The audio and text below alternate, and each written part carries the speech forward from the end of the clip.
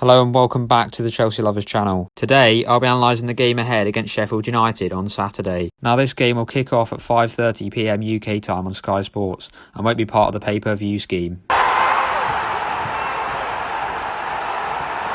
A win against the Blades could potentially put us back in the top 3, so getting the 3 points would be massive. So let's discuss the 3 big talking points ahead of Chelsea versus Sheffield United.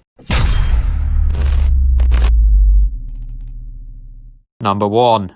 Burnley 2.0. No disrespect to Sheffield United, but I think the game will pan out in a similar fashion. As a neutral, I've noticed that Sheffield United have played completely different to what they did last season. Now, how many Sheffield United games have I actually watched? About 1 or 2 games max. But I reckon my point still stands. I'm sure anyone could tell you that Sheffield United are not playing with the infectious energy they were last season. Against Man City last weekend, they opted for the low block approach, playing in their traditional 3-5-2 formation. Now this formation last season created positive attacking football, but this season it's completely different. With this in mind, I wouldn't expect Sheffield United to press us hardly at all. And for this reason, this is why I believe it'll be Burnley 2.0.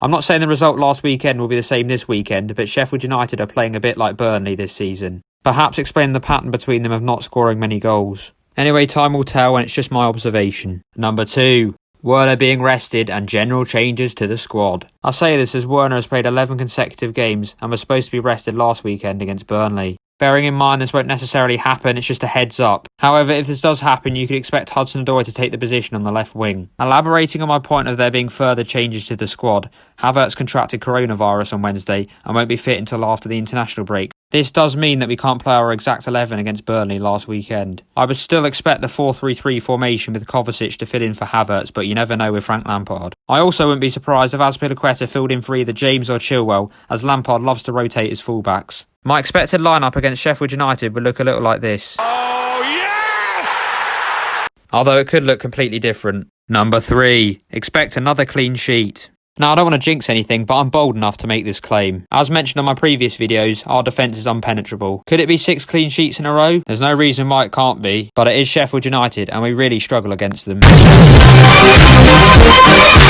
Just 1 singular point out of a possible 6 last season. Thinking back at that performance at Bramall Lane still makes my head hot. Anyway, that's the end of the video, my guide for Chelsea versus Sheffield United. If you enjoyed this video as always, please like, subscribe and comment. I'd honestly be over the moon if we could achieve 25 likes on this video. I'll see you all on Saturday for my post-match review, but until then, goodbye.